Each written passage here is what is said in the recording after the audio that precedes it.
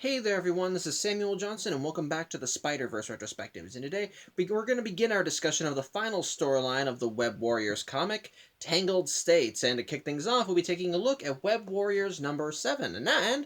Well, this comic actually begins on Earth 138, the home of Hobie Brown, aka Spider-Punk. And before I actually get into the story, I should probably mention a couple minor ruminations. One, yeah, apparently his name this entire time is pronounced Hobie and not Hobby, like I've been saying before. It's a thanks to Across the Spider-Verse that I apparently caught that, and I apologize for mispronouncing it the whole time, but in my defense, every time I've seen H-O-B as a part of somebody's name, I think it's pronounced Hob, not Hobe, so whatever. But either way, yeah, apparently his name is actually pronounced Hobie Brown, not Hobby Brown, like I've been saying. So, there you go. And second rumination, and this one's really not important to the story, but I figured I'd mention it anyway. Kind of a fun fact about Hobie. His main universe counterpart was the original Prowler. I'm not even kidding. On Earth 616, Hobie Brown was the Prowler. It's just that he's not the Prowler anymore, and I think that's mostly because of Miles' origin story and how the big thing with him is how the Prowler was his uncle. So he's not. So I guess that's part of the reason why they've been distancing Hobie from the Prowler persona. But I don't know. I just figured I'd mention it because I think that's interesting trivia. That Hobie in the main universe was a supervillain, while in this world he's Spider-Man, so whatever. I just figured I'd mention that. Anyway, all that stuff's not important. Let's get back to the story. Basically, what's going on is that, well, Hobie and his band are about to play a concert. They're pretty much just in a stadium that's chock full of people who are apparently part of his spider army, and they're just ready, and Hobie's just getting ready to rock out and play music on the free media net. Basically, just standard heavy metal rock crap and all that shit. And of course, since Hobie is metal as shit, he's getting ready to go all out, go guns blazing, blast his sound over the speakers, and he even makes a big speech to the crowd how Takedown Osprey was the beginning, they have to do whatever to keep the peace and show freedom and all that stuff, when suddenly his amps stop. And I don't mean like they blow out, I mean they just stop. The power gets cut. Everything that has electricity on it just stops, and Hobie just wonders what the hell's going on. And he immediately gets his answer as the spotlights immediately shine down on someone in the crowd. This world's version of Adrian Toombs, who instead of being the supervillain known as the Vulture, is instead the head of a media conglomerate called let's see if I can find the title. He's instead the head of a media conglomerate called Vulture Records, and he's actually bought the free media net. And incidentally, it's not free anymore. So technically speaking, he now owns all of the equipment in this stadium. So, he wants them to pay some fees. Of course, Hobie says he's an idiot and that this should be free and all that crap. But of course, Toombs is ready to enforce his copyright as he immediately brings an army of armed guards to storm the stadium. And so, of course, Hobie and the crowd are not ready to stand down, and so a fight breaks out as both sides charge each other and start trying to kick each other's ass. With Hobie, of course, trying to go for the killing blow as he goes straight for Toombs with his guitar in hand. I'm guessing he's playing to cave his head in like he did Norman Osborn. However, before he gets the chance, a web line flies out of nowhere and hits Toombs in the face, knocking him down. This confuses Hobie because he wasn't the one that shot that web. And we see who the actual owner of that is. Spider-Ham 2099. The sight of which even causes Hobie to go, "What the hell?" Excuse me a sec. Sorry about that, I was overhearing something. Anyway, after Hobie has his reaction, after Hobie asks what the hell to Spider-Man 2099, we cut back to the Web Warriors as they're just kind of doing their own thing. In Anya's case, she's actually away from Loom World. Apparently, while she's still staying at Loom World, she's apparently still attending school and has homework, and, well, Loom World is not exactly a quiet place to do work because guess what? There's still some tension in the team, particularly between May Riley and Spider-Ham, because apparently Spider-Ham keeps eating her dinner. It's actually kind of funny. And as a result, because of all the yelling and so forth, the Loom World is not exactly a place where you can just kind of rest your head, which even Pavitra and Octavia notice, because while they're trying to work on technology to try and sort out the web and find both May's world and Billy and Mayday, they're constantly distracted because everybody's yelling at one another and just, being, disruptive. So likewise, Anya's actually been doing her homework on Earth 982, the MC2 universe, with Uncle Ben essentially acting as the responsible adult there and keeping an eye on her and Benji, which is nice and actually does have some does lead to some nice character stuff as Anya as Ben consoles Anya as she's kind of worried about the team and about the whole affair with the multiverse and how they promise that and how they're still looking for Billy and Mayday, but Ben still assures her that she's doing fine and that he has to remember she's not doing this alone. But as they're talking, Anya gets a call back to Loomworld, and so she says she has to leave. And the reason why she was called back, Hobie's popped in. Yeah, after the incident in the stadium, well, apparently things got hectic. So much so that Hobie has come to Loomworld to ask the Web Warriors for help, and to showcase how things are kind of going wonky in the multiverse, he immediately plops down Spider-Ham 2099 in front of the group, and well, he's all webbed up. Of course, the group asks what the heck's going on, and Hobie explains that apparently Spider-Ham 2099 was the leader of an invasion to their world, and how apparently a legion of an army came in right behind him and took out Vulture's armed guards like it were nothing. And of course, the Spideys are, well, naturally a little dubious of this, especially since if Spider-Ham 2099 is anything like their Spider-Ham, then he probably isn't that much of a threat at all. But Hobie tells them that if their Spider-Ham is anything like this one, then they need to be worried, and he decides to bring them back to his world to see what's going on. And so the Web Warriors go back to his reality, and after they make a comment about how the whole world looks kind of effed because, you know, this is a kind of fascistic universe that requires someone like Spider-Punk, we soon see exactly what Hobie was talking about. As in the sky, we see a dimensional tear that leads to another universe. And from the tear, we see legions of duckbots. I wish I was kidding. Yeah, for whatever reason, because of all the damage that has been done to the Great Web, the strands in the web are starting to get tangled with one another. And as a side effect of that, worlds that shouldn't be crossing over are, which means that Spider-Ham 2099's world and Hobie's world are now colliding. Thankfully, it's not like with the incursions where the worlds are literally about to smash into each other and destroy one another. No, it's more that they're just kind of bleeding into one another. Like things are crossing over that, like locations, gateways, portals, all that stuff. Basically, it's just that. But basically, you could just walk down the street and just jump to another world if you wanted. Although in this case, it's in the sky. And one particular person in Spider-Ham 2099's universe is taking advantage of this. Specifically, that world's version of Doctor Doom, or more specifically, Doctor Doom 2099. And yes, it is Doctor Doom as a duck. I assume that there is a Doctor Doom in Spider-Ham's universe too, but this is his 2099 counterpart, and yes, he wants to conquer this world with his legion of duckbots, and he does make various duck-related puns as he leads an invasion. Of course, some Spideys think this will be a cakewalk because they're ducks. Even Spider-Man Noir thinks that he's not really needed for this, as, you know, it's just ducks. But there's one problem. The ducks all operate via cartoon physics. So anytime any of the Spideys try landing a blow on them, they just stretch around it or pull hammers from literal nowhere and smack them over the head, which actually, or in this case, in the case of Spider-Man Noir, it's in the side, which breaks his arm. And of course, because they're robots, they also have lasers. So as a result, of course, so yeah, things are just kind of going to hell as the Web Warriors try fending against the Duckbots, but they're vastly outnumbered, and because the Duckbots keep operating on cartoon physics, they can't exactly take them down. Of course, while this is all going on, the Spider-Hams are pretty much exchanging notes, and sure enough, apparently Spider-Ham 2089 has tried various cartoon antics to take the Ducks down, but, well, they don't work. They try shrinking down and giving them swine flu. No, they're birds. They only can get bird flu. Well, have you tried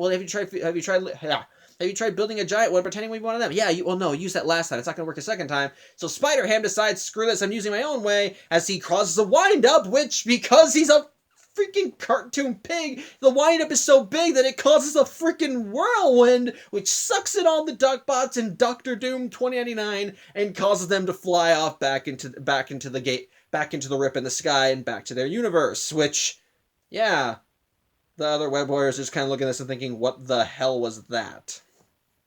Of course, Ham's all happy, and he's like, "Oh, it's all good. Yeah, we saved the day. I'm a good guy. We should go." And he even tries calling it, tries wanting to name the move "slamming the ham." However, the victory is short-lived. For as Spider-Ham keeps talking about how he's tough, that nothing can take him down, a big metal tentacle slams on top of him and crushes him. Don't worry, he's a cartoon. He'll be fine. And the comic ends as we see that it's not just Spider-Ham 2099's universe that's bleeding over into Hobie's. As we see giant robotic versions of Spider-Man and Dr. Octopus duking it out across the city. So yeah. If the plot description I didn't give is any indicator, this comic is just what the hell. Which, at least for now, I think is kind of awesome. I'm not going to deny this. The way this comic opens up everything with the way this comic opens up the storyline, in a way, is kind of stupid.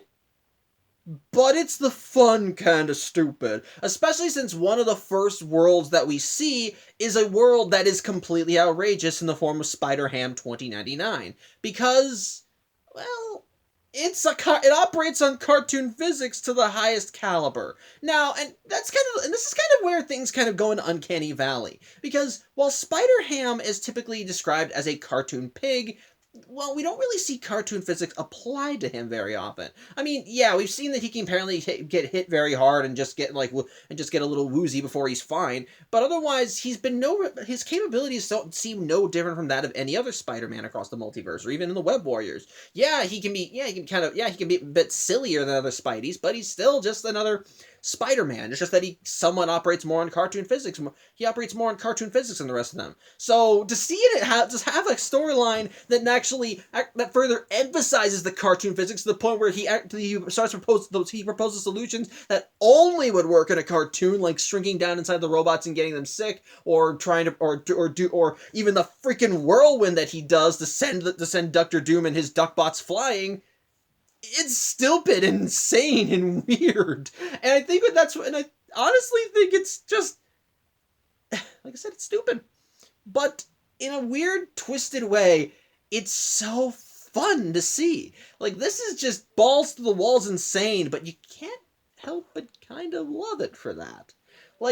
It's like it doesn't take itself seriously at all, especially when you have it cross over with Hobie's universe, which, as we've showcased, is supposed to be, of course, like that whole neo-political punk rock post-apocalypse whatever fascist regime thing, and as we've seen with Hobie's story in Spider-Verse #2, that universe likes to kind of push it into the realms of satire as well, especially with how it describes the man and how the government's cracking down. It really does. It's like you just take these two levels of extreme, one cartoon extreme, one political extreme, and mix them together, and it creates just kind of this ball of what the hell kind of thing. As we have Hobie, who's an anarchist who wants freedom for the people and wants to take down the fascist regimes and governments and those who would silence your voices because it's convenient for them, and then combine it with a fucking cartoon pig from the future and a duck in silver and blue armor with his legion of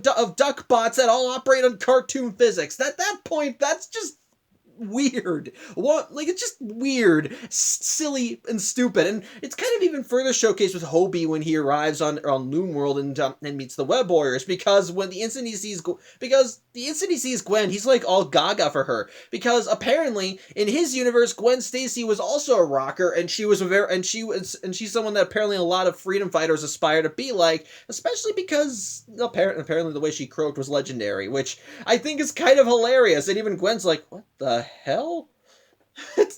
It's stupid, but it's really stupid but fun. And I can actually buy that Hobie would freak out upon meeting Gwen here. They never really interacted in Spider-Verse, so I kind of like that they're technically kind of meeting for the first time here. So, fun all around. Of course, but of course, they do have some kind of minor serious moments here and there. Like, for example, the stuff with Anya with Anya and Uncle Ben. That's, I think, a nice little bit of character focus that I think does showcase more of what Anya's going through.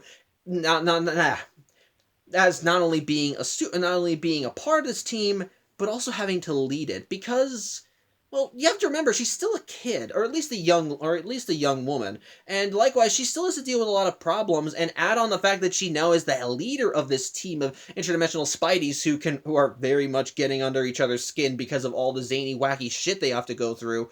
It kind of results in a lot. It results in a lot of pressure being put on her to the point where when she's hanging out with Ben in the MC2 universe, well, you can tell she wants that she actually you can tell that the weight's kind of getting to her a little. It's clear that she's not just coming to the MC2 universe because, well, this is a good place to be quiet, but because she does like the company, and especially in the case with Ben, because while Anya's visiting Ben, Ben talks about how thankful he is to have found this world, to have found a family and Mary Jane and Benji and Mayday and so forth.